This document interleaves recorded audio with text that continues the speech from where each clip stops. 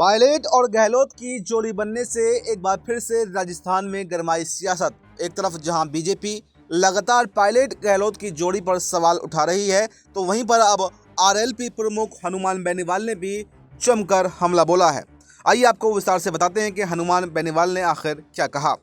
जयपुर के शहीद स्मारक पर एसआई भर्ती परीक्षा को रद्द कराने की मांग को लेकर धरना दे रहे नागौर से सांसद और राष्ट्रीय लोकतांत्रिक पार्टी यानी आरएलपी के प्रमुख हनुमान बेनीवाल ने कांग्रेस पर जमकर निशाना साधा है।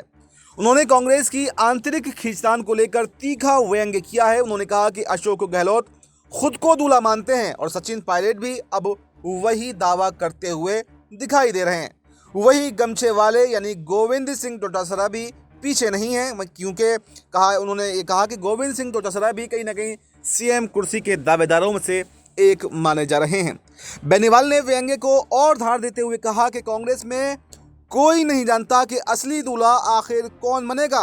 गहलोत कहते हैं मैं दूल्हा हूं, पायलट भी खुद को दूल्हा कहते हैं, गमछे वाले भी यही दावा करते हैं और जूली भी यही कहते हैं। जब पांच लोग खुद को दूल्हा कहेंगे तो टिकट आखिर कैसे मिलेगा और कैसे वो राजस्थान को जीत पाएंगे।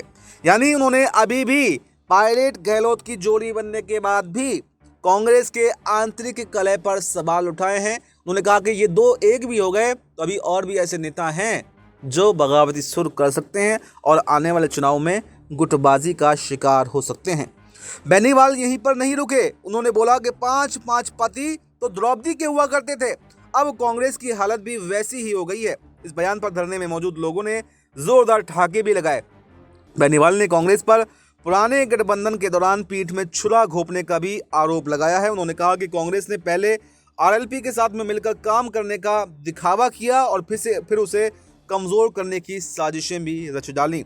उन्होंने पूर्व मुख्यमंत्री अशोक गहलोत, सचिन पायलट और प्रदेश अध्यक्ष गोविंद डोटासरा को इस साजिश का जिम्मेदार ठहराया है और कहीं ना कहीं अपनी भड़ास अब उन पर निकालते हुए दिखाई दे रहे हैं। एक टीवी इंटरव्यू में हनुमान बेनीवाल ने यह भी दावा किया है कि कांग्रेस ने उनके भाई उम्मेदराम बेनीवाल को अपनी पार्टी में शामिल करवाकर उन्हें व्यक्तिगत और राजनीतिक रूप से कमजोर करने की कोशिशें की। उन्होंने चेतावनी देते हुए कहा कि अगर कांग्रेस ये सोचती है कि वो अब मजबूत हो गई है तो पंचायत राज चुनावों में उसकी असलियत सबके सामने आ जाएगी।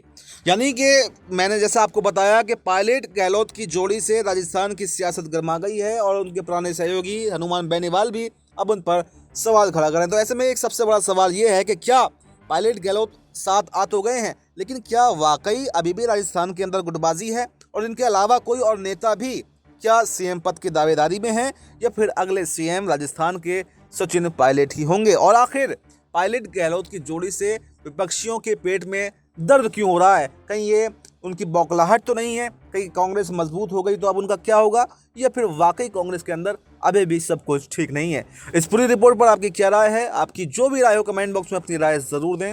और इस रिपोर्ट में फिलहाल इतना ही। नमस्कार। नहीं।